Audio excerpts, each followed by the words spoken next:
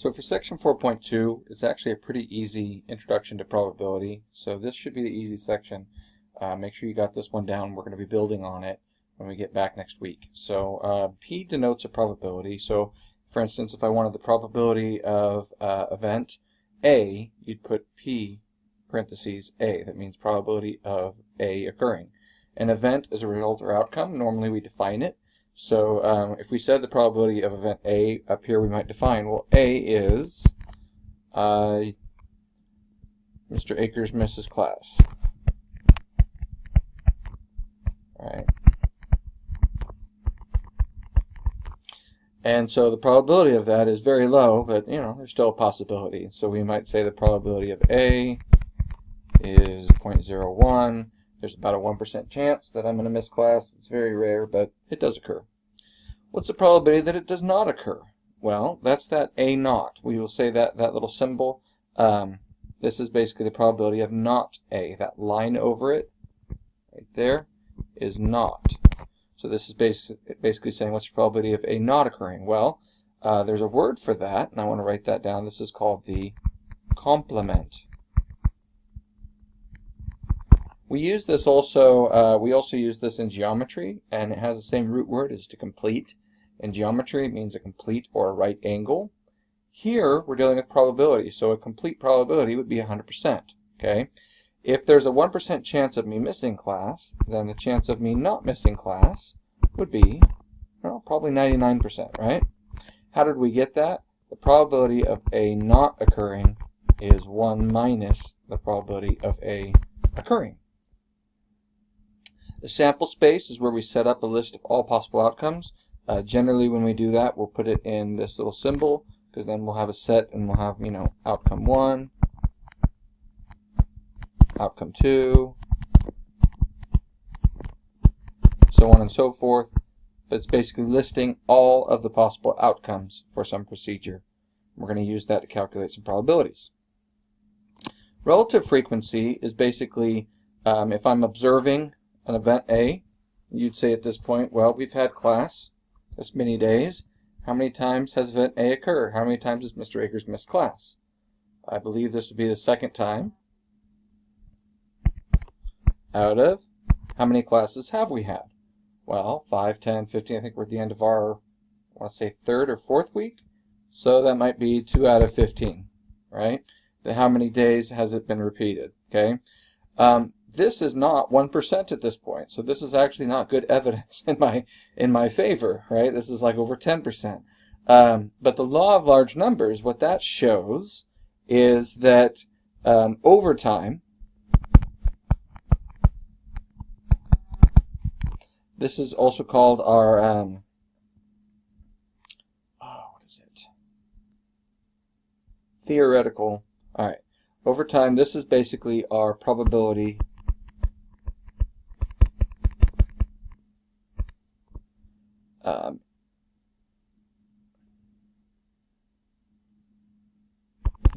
I'll just call it an experiment. So we're basically running an experiment. We're calculating how many times does it occur. So over time, right, this probability that we observe, I guess we could say our observed probability, I like that better. Our observed probability, okay, P of A, our observed probability,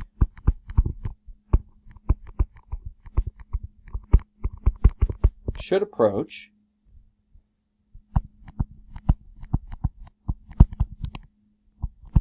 the true probability. So if there was truly a 1% chance of me missing class, then I wouldn't count on me missing another class this semester, right? The idea is that over time, even though we've had some outliers here, there's been some random things that have occurred where I've had to miss class, that over time I'm going to not miss class and not miss class so that they would average out towards the true probability. An easy way of demonstrating this, if I were to flip a coin, all right, flip, not flip, alright, I can do better. If I were to flip a coin, the probability of heads occurring should be, in theory, 0.5. In theory, right? This right here is our theoretical probability. But if I flip a coin the first time and I get tails, then my observed probability would be 0. So far I've observed 0 heads occurring. That's not the truth. But so then what happens is then I flip it again, and maybe I get tails again, so now it's 2. And then the third time, maybe this time finally heads shows up. Well, that's really only 1 out of 3 at this point, so I'd be at like 33%. And then if I did another one, it might drop down at the 4th attempt. And then it might go up and down and up. But over time, what should happen is this probability, right, as our n, as our number of trials gets larger, approaches infinity, then our observed probability should get close to the true probability. Okay? That is the law of large numbers. As n, as our number of trials gets larger, our observed probability approaches the truth. Classical probabilities, this is if we can calculate. What we do is we basically can take the total number of outcomes that we have and divide it by the number of ways A can occur. We'll be practicing that. Okay? Subjective is basically, if I know the knowledge of the subject, at this point you may subjectively say, I think Mr. Akers is going to miss 10% of the classes. Well, that's kind of rude of you. I told you it's not going to happen that often, so don't be mean about it. Okay? These terms are not as big a deal to me, but we'll practice those. They are in the homework. Probability of an impossible event. If something has a, if it's impossible, then the probability of it occurring is 0. Probability of a certain event. If there is, like, for sure it's going to happen, well then, it would be 1 or 100%, right? And for any event A, the probabilities range between 0 and 1. The probability should range between impossible and certain. Okay. Rounding probabilities, because we're going to be getting decimals like this, and they're going to say take it to the 3rd, maybe 4th decimal place. Here we're going to be looking at the 3rd significant, so that the 3rd is basically the 3rd decimal place. So the first one's interesting, because if I go to the 3rd decimal place, it's a 0. Now that 0 can either round up and become a 1, or it could stay the same as 0. What changes it? The number after it. If the number after it is greater than 5, that would round up. It's not.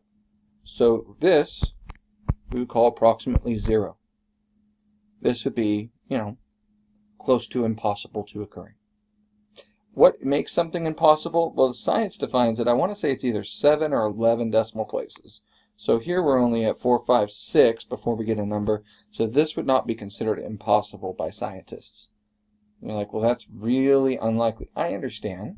But you deal with science, if we're saying, well, if this is the likeliness that will occur over a year, you don't think we can have millions and millions of years? So it's going to eventually occur. So therefore it's not impossible, right? If we get to like the 7th or the 11th decimal point, then we start going, yeah, this isn't going to happen, right? We call that theoretically impossible. All right, enough on that. Go to the 3rd decimal place here. That 5 is either going to stay a 5 or become a 6. Because that's a 9, it becomes 0.016. 3rd decimal place is a 2. Next number is a 0, means that 2 stays a 2. 3rd decimal place is a 0. It'll either stay a 0 or become a 1. When I look over, it's going to become a 1. 3rd decimal place over. The next one after that. Since it's less than 5, this is actually closer to staying a 0 than becoming a 1. So this would also just be 0. If you want to put 0.000, that makes you happy, feel free. What makes something unlikely? We've talked about this before. Basically, if the probability of an event is less than 0.05, we call it unlikely. Or unusual is a word that we've used in previous sections. Okay. Find the probability that if a couple has 3 children, they have 3 boys. Okay, well, what are all the possibilities? Let's go ahead and list out all the possible outcomes. You have 3 children. Congratulations.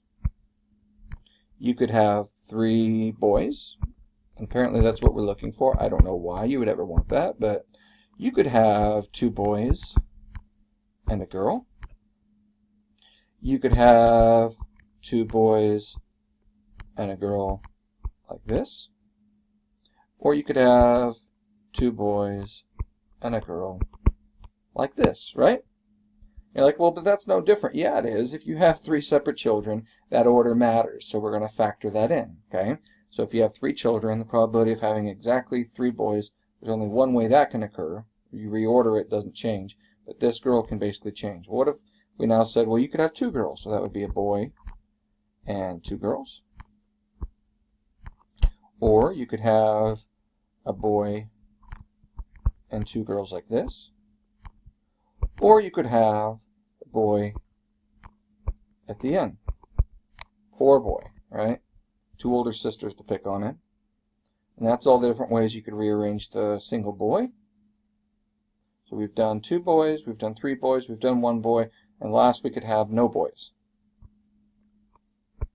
God help that dad. Alright.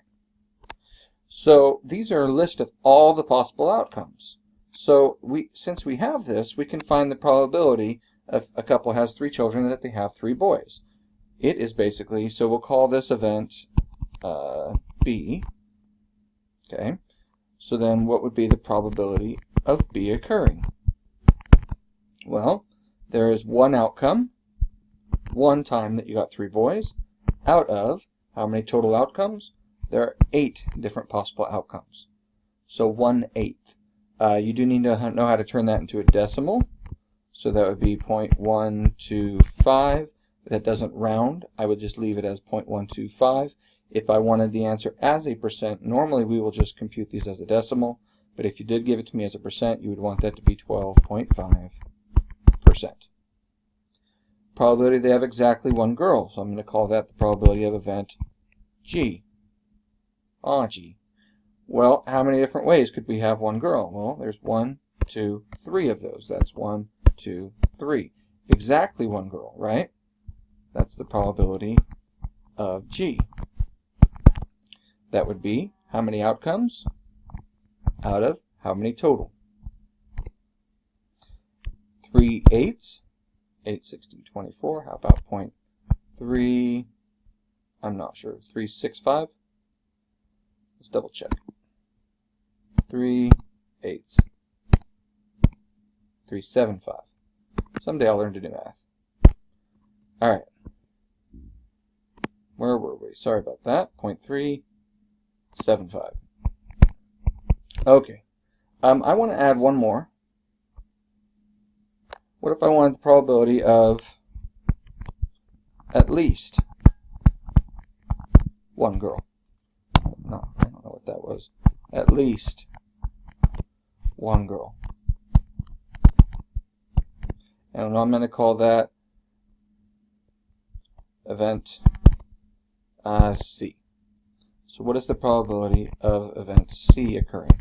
Well, that would be 1 girl, or 2 girls, or 3 girls, right? That or, it could be 1 girl, or 2 girls, or 3 girls. And you should know in prior classes that or is inclusive. That means we add those events. Probability of 1 girl is right there. That's 1 event. 2 girls, that's these, and 3 girls. So you would say, what's the probability of 1 girl? That was, we already did that, right? That was the 3 out of 8. Plus, what's the probability of having 2 girls? That would be these 2 events. Plus the probability of having 3 girls.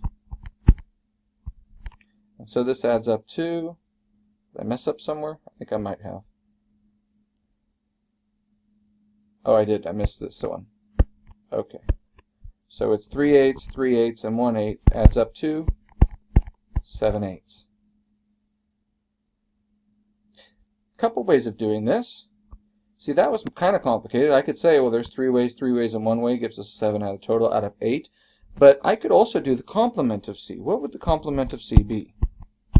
Well, not having at least 1 girl. the probability of not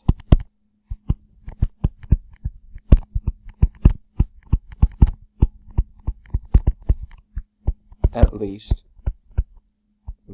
L-E-A-S-T, one girl.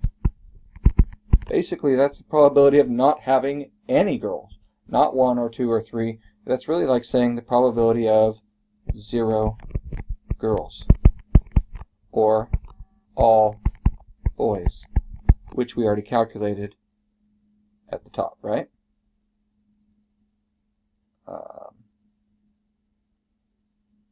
Yeah. So the probability of having all boys was 1/8. And so it should make sense that the complement of that would be the 7/8. Okay, I'm not crazy. That was just a little extra kind of things I want to start challenging you to think a little bit. Alright, among 15,378 Delta Airline passengers randomly selected, 3 were bumped from a flight, right? Hot topic here. Find the probability, should you worry about getting involuntarily bumped? Okay, well, from what we observed, remember this is observing. This is not us calculating all the possibilities. This is we are observing the probabilities. We said we saw 3 people get bumped out of 15,378. What is 3 out of 15,378? 3 out of 15,378. How about 0.000195?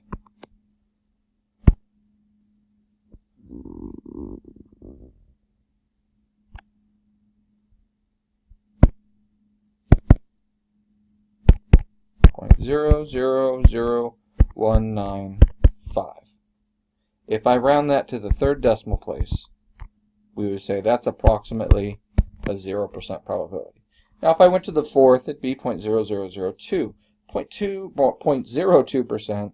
This is not, now let's be clear, this is not impossible, right?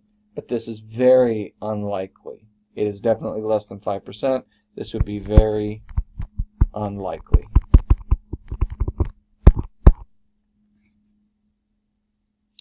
Where are we at? Let's see. Adults were randomly selected, and they were asked, do you favor or oppose using federal tax dollars to fund medical research using stem cells obtained from human embryos? Of the adults selected, 481 in favor, 401 opposed, and 120 said, I don't know. Based on these results, find the probability a randomly selected adult would respond as unsure. Unsure, okay? How many unsure were there? Well, 120 people said, well, I don't know. Okay? Out of, what goes down here? So we're saying what's the probability of unsure? Well, that should be how many unsure over not the 481, not the 401, not the 120, over the total. So what goes down here is the total, which is the, so that's 5, 6, I think I got 1,002. I think. So 120, 481, 401, 120, I'll try that. 481, 401, and 120. And so then what was the probability of that 120? It would be how many we observed divided by the total. 0.11976.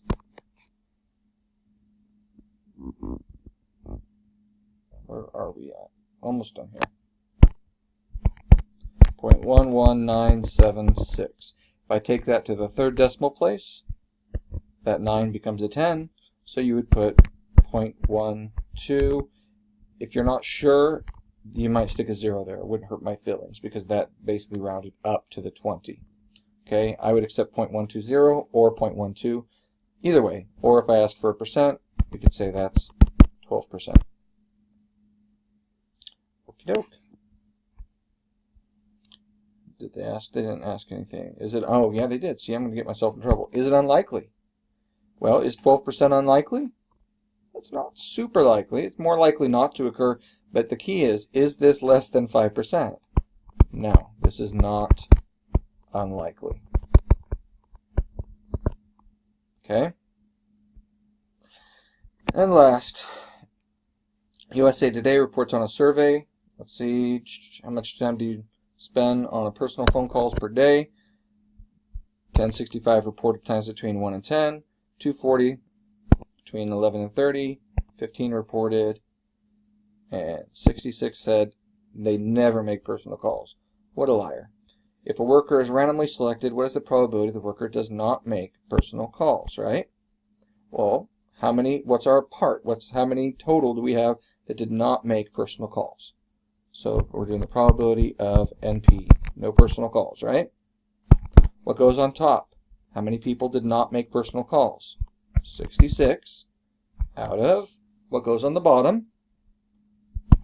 Our total. Our N, our sample size. What's our sample size? 1065, 240, 15, and 66. So we're looking at 11, 16, carry the 1, 10, 11, 12, 18, carry the 1, so 1,386. So 66 out of 1,386, 66 out of 1,386, 0.0476, 0.0476 is